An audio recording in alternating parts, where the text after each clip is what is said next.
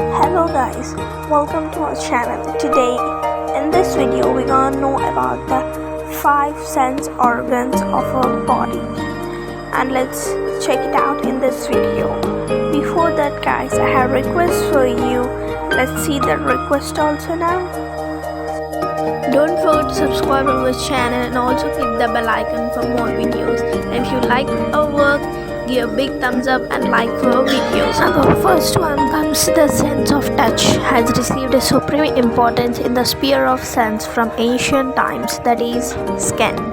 Do you know how the skin is important for us?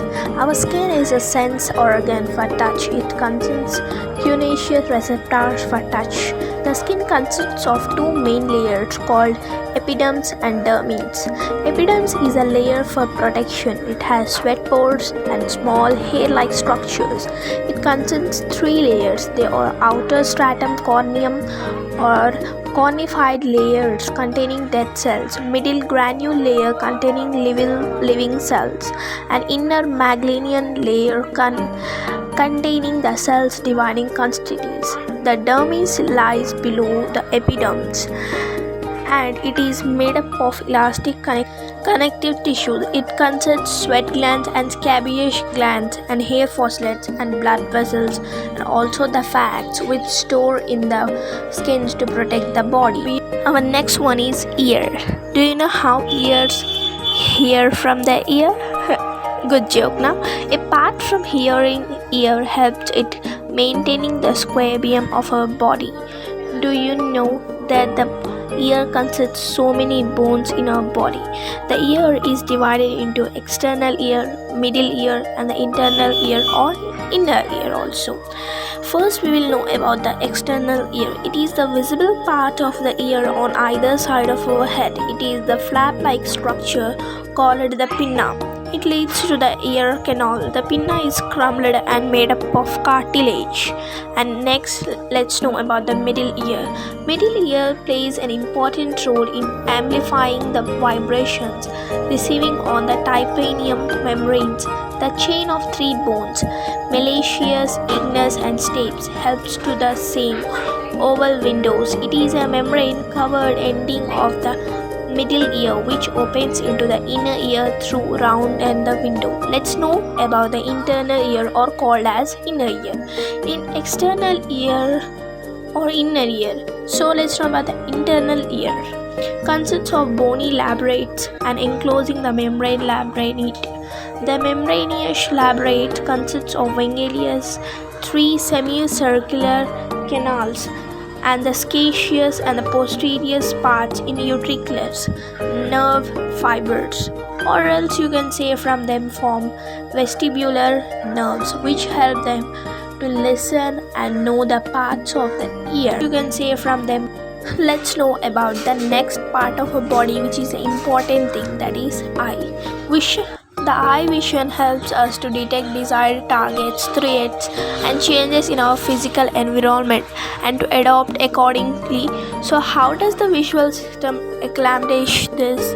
Let's know first about the structure of the eye. Our eye consists eyelids, eyelashes, eyebrows, and the lacrimal glands. A thin layer called conjunctiva covers the front portion of the eye. The eyeball is located in the eye socket. Only 1/6 portion of the eyeball it is visible to us, means for our human body. Eye has three main layers. They are sclerotic layer or sclera, chloride layer or retina. The other most thick, tough, fibrous, non-elastic and white-colored layer is sclera. The sclera bulks and forms cornea. The end of sclera connects to the optic nerve. The second layer is choroid layer. This layer is black in color and consists a lot of blood vessels. It encloses the eye except the part of pupil. The part formed by the pupil, the choroid layer around the pupil, is iris radial, and circular muscles are present in the iris.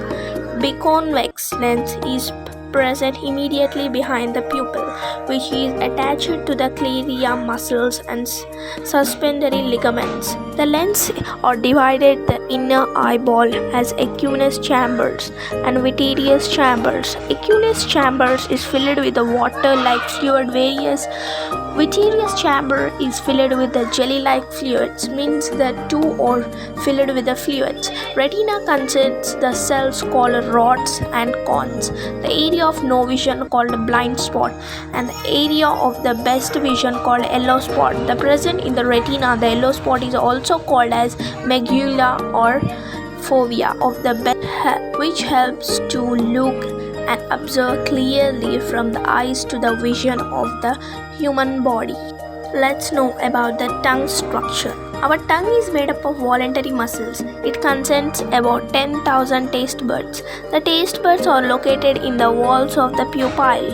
And let's know about also taste and our tongue.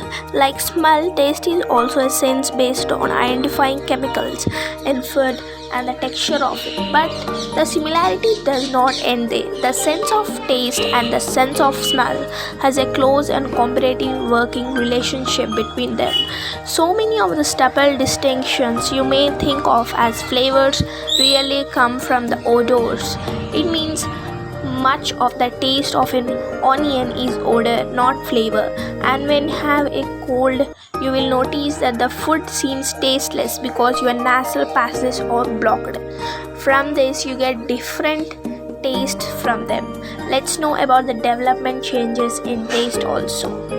Most people know that our sense of taste or gustations involves 4 primary qualities or dimensions: sweet, sour, bitter and salty. Generally, our Telugu people consider 6 types of tastes. Means the South Indians or tasters which consider that sharduchulu, which includes spiciness, vagaru, but actually they are the tasters and less well known. However, we all the Hindi, but we don't know about the Telugu. Let's know about the development changes in tastes. Infants have high taste sensitivity. That is why babies try to sense everything by taste. This is super sensitive. However, decrease with age.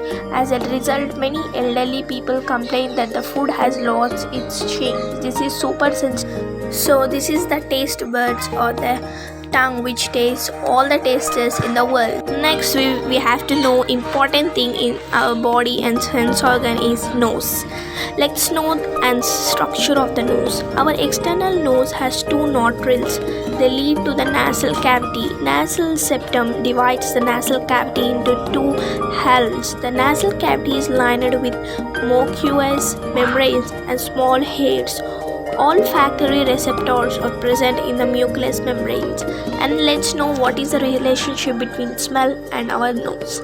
Smell serves a protective function by sensing the odor of a possible dangerous food or for some animals, the scent of a predator. We humans seems to use a sense of smell primarily for foods, avoiding spoiled foods like etc. Human beings use a sense of smell in much limited manner as compared to the animals. It means the animals are using a lot of the nose to smell and to know what is there in front of them comparing to the human. Before going into the history, make sure to subscribe my channel who are not subscribed yet. So let's go back into the history and know about the sense organs. Scientists from ancient times have wondered about the sense organs. Nearly 2200 years ago, Plato and then Aristotle mentioned the 5 senses of human organs, among which the sense of touch was considered the most important. Means the skin is the most important layer of our body and the sense of organ. In ancient Indian and Chinese medical documents also mention of the sense organs has been founded that thereafter for over 1,000 years no documents regarding the role of sense had been found till Albert Magnus. You can see the pictures on the screen of Albert Magnus. Contributions around 1220 AD.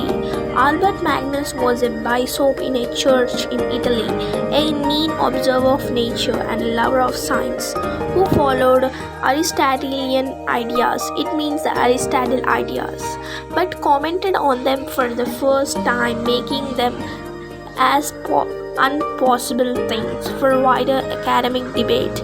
He mentioned the role of nerves for the first time in the sensation of touch. Psychology of sensation has been studied in great detail only from the 17th century, as this was the prime time when several instruments were being invented to aid the unaided eye to observe more closely. Johannes Kepler, in 1680, well known for his contributions to astronomy recording to the rotation and the revolution of Earth, established the role of eye as a sense organ. In recent years, scientists have uncovered new insights into how our sense organs work and all the amazing, complex, and fascinating things they can do, whether we are aware of them or not. The electrochemical basis of transmission of nerve signals and functions of specific areas in the brain involved in sensations are also better understood. The number of senses from Aristotelian era to the 19th century stands at 5th, while in the modern era this number signifies the sense organs in our body. Through it is classifying considered that the humans have 5 sense organs, but in fact we may have many more senses. We have one sense of touch dedicated to pressure, another for heat and cold, and yet another for vibration and texture. And that's just one our traditional sense of touch, which is divided into 5 sense of touches in our body texture, and that's just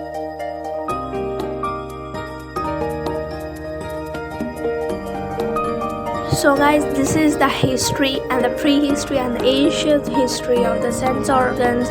I hope you guys I have explained you all about the sense organs and all the hearing, vision, smell and all the things in this small time. So guys, I hope you also understand what I have said for you, the 5 sense organs and also the history of the sense organs by the philosophy and the psychological things about the Albert Magnus. And I want to make another videos in sure. You can also follow me on the Instagram page as a GS Facts. So guys, bye. This is the end of the video. Thanks for watching.